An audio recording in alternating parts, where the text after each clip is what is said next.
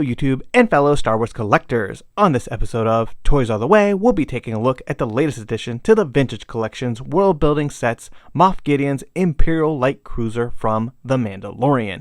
If you're new to the channel or a fan of Star Wars collecting, be sure to smash a like on this video, remember to subscribe, ring that bell for notifications, or even become a channel member. Welcome back, gang. I imagine many of you are starting to see a number of different pre-orders show up and make their way into our collections, and it's just, a very typical end of the year vintage collection dump where everything seems to show up all at once, which is definitely really exciting, but also a bit challenging as, we have to financially make sure we can get all these things into our collections, but also just find the time to actually enjoy them and open them all up. I definitely am very excited for this one in particular because it is similar to the Tantive 4 playset that we saw a long time ago, which I think is one of the most impressive and successful environmental sets that they've ever given us, and I like them taking, an Imperial approach now, giving us this light cruiser hallway. I definitely want to see different versions of this type of playset in the future, such as, Death Star hallways, or even something Clone Wars or prequel trilogy related with those Republic cruiser hallways as well.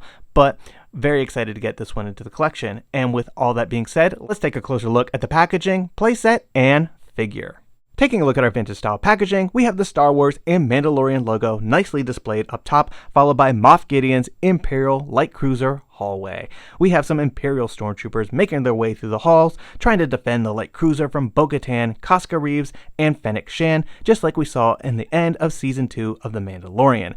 Sadly, Cara Dune is not displayed in this image, but it is what it is. We have a nice classic call out at the top right corner, which lets you know there is a carded figure included with this set, and you can see that figure down here in the bottom left corner with the Imperial hallway itself. Additionally, we have the Kenner logo in the bottom right corner, which helps tie everything together for this classic vintage style packaging.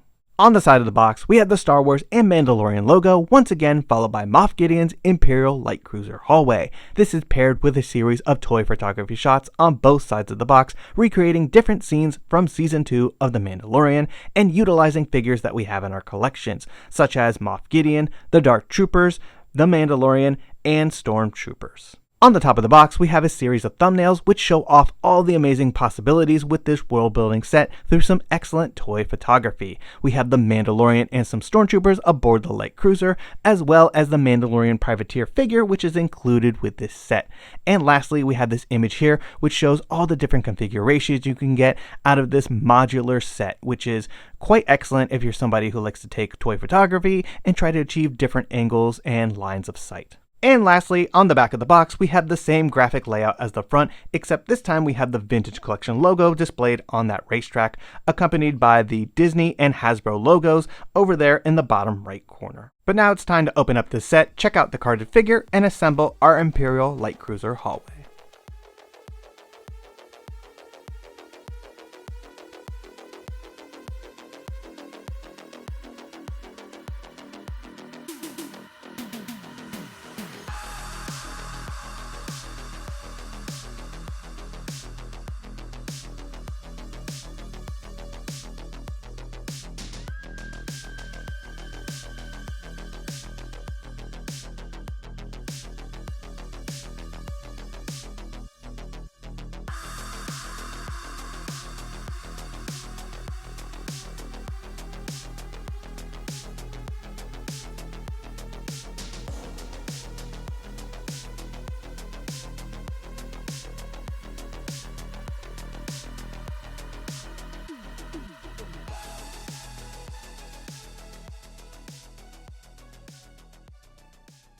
Taking a look at our vintage style card back, we have the Star Wars and Mandalorian logo, followed by Mandalorian Privateer on a mustard yellow name pale color. We have a fantastic image of the character taken directly from Season 3 of The Mandalorian, and it appears he's in that grassy field of Plazier 15 with one of those gauntlet fighters in the background, looking absolutely phenomenal with that Kenner logo down below.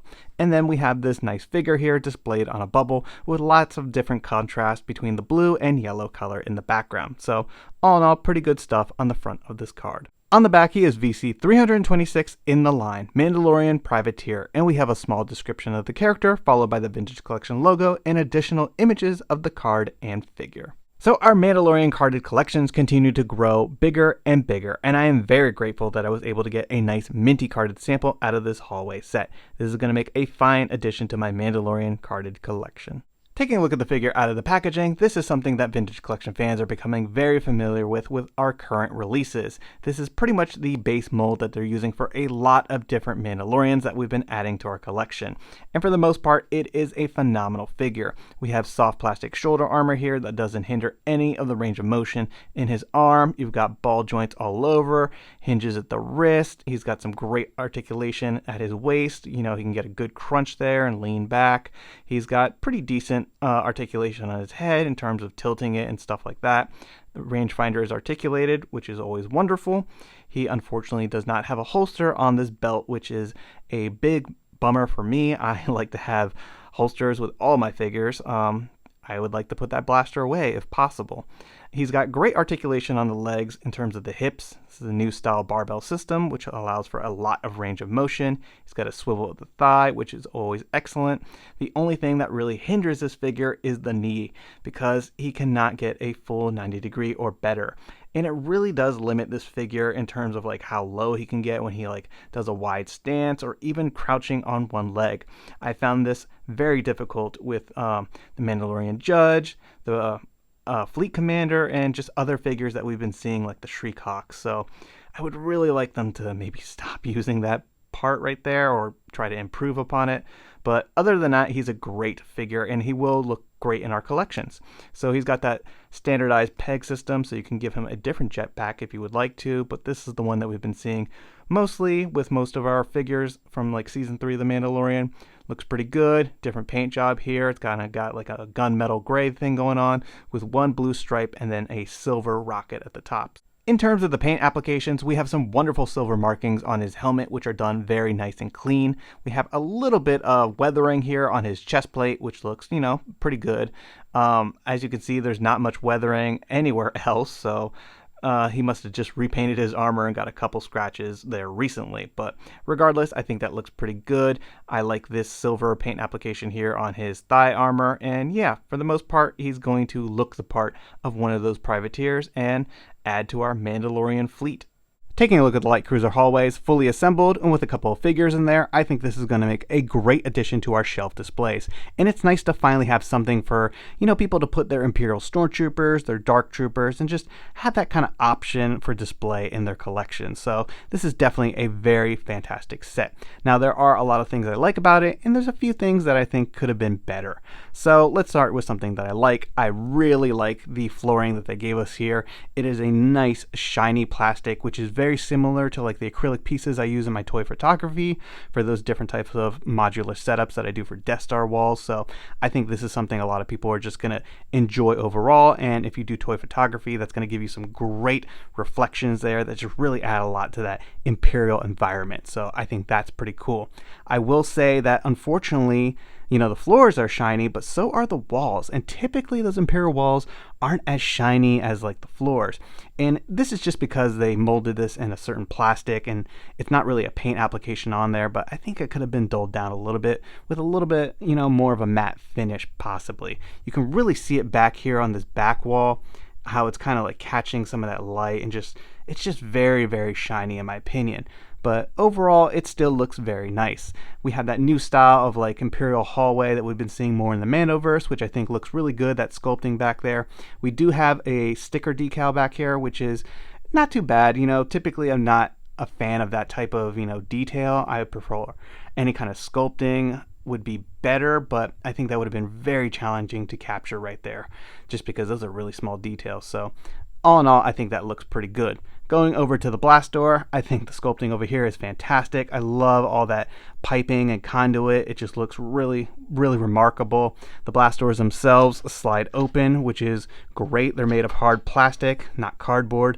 That's something we've given feedback for. This is very similar to the Tantive Force set, and these ones even like lock in place, which is really nice. They won't just slide open on you. The other blast door over here, very similar. Very good stuff right there, and that's just a wonderful, you know, quality design going on there. The only thing I've never liked about the door system is that Unfortunately, you have this piece up here, which you use to open it, but because of that, you can never lay anything on top of here perfectly flat and like kind of build up your display. And I think that would be something that they, maybe should look into. I know it would maybe interfere with like the actual environment design, but it does make it a little challenging to stack these kind of pieces. And when you've been collecting a long time, you want to maximize your space as efficiently as possible. But yeah, the other thing I wanted to bring up is this translucent plastic here, which will allow lighting effects, which I think is a brilliant addition to this set. And there you have some light coming through those Imperial panels. And this is just such a classic Star Wars vibe, and I absolutely love this design feature that was added to this set. Now, here's one thing I don't like, which is you can see the light coming through that crack right there. Now, this set does, snap in place pretty well, but you can see there's just a gap, and I would have preferred this to be like a little bit more flush just because of this design feature. A lot of people were going to be putting lighting back here, and you don't want it coming through those cracks. Here you can see one of those light pucks that I have back there. Pretty simple. I use that a lot in my toy photography, and yeah, it's just nice to have that feature, but it was almost executed perfectly. Just that seam right there could have been a little bit better, but you could also use some smaller lights or a strip that fit inside the pillar, and that should eliminate any of that extra glow. Regardless, I'm happy that they actually included that because I can always block out those seams myself, but yeah, just a little nitpick there. Overall, I think this is a great set, and this is just one of them. It'll look great if you get multiples of these, make long hallways, or even different corridors, and let's take a look at one of those set up as well. So here we have a configuration for the light cruiser that's shown pretty much in the instructions. And I think it's really nice that you're able to get different, angles and like configurations out of this set, giving you different lines of sight. And yeah, you can see the fleet commander there and the privateer look really good off in the distance with this blast door open. I will say that once you put in this configuration, I had a little trouble with the blast door just because it's a very, very tight space right there. So yeah, at first I didn't think it even opened, but after, kind of like almost forcing it to open, it did. So I'm glad it does open because that would have been really, really stupid if it did not. But so that's pretty cool. Other than that, I find it a little frustrating that I can't get anything to, configure over here. It's just left pretty much open. You would have to put another extended hallway, just making it longer. And yeah, I can't even put this door here because it would interfere with this blast door. And yeah, it would be nice if somehow like maybe this wall could like finish this section off and it was just a little bit more modular. But for the most part, I think this is pretty cool, and it's nice that you can get some different setups out of this thing. And here we have a display option, which is probably going to be very popular with many vintage collection collectors for their shelf displays, the long Imperial hallway, which just looks fantastic. And yeah, I think this is really cool. You have some really good line of sight here, once again, if you're doing some toy photography here. And yeah, I think I'm going to have several of these kind of like lined up on one of my shelf displays when I reconfigure my collection room. And I think this is just a very proper way to put some of your figures on a shelf. So bravo with this. I will once again say that it's pretty cool, but you will definitely need a couple sets to kind of finish it off and stuff like that. And you'll have remaining pieces over here, which is, not ideal, but it would have been cool if maybe some of those doors could, fit here and kind of help build this out. So once again, I think this is an excellent addition to the vintage collection, and I really like when they deliver these types of world building sets that allow us to display our figures in a variety of creative ways. But of course, we have to put this set to the test and take some of our own action figure photography.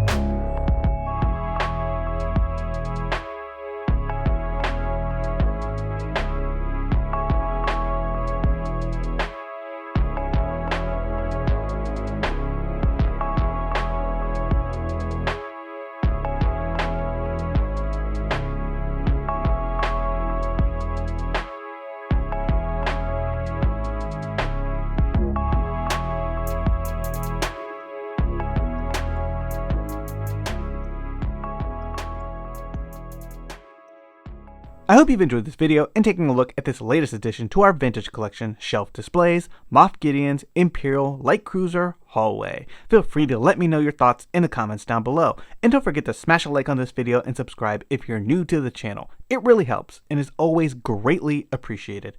Thanks everyone, and may the Force be with you.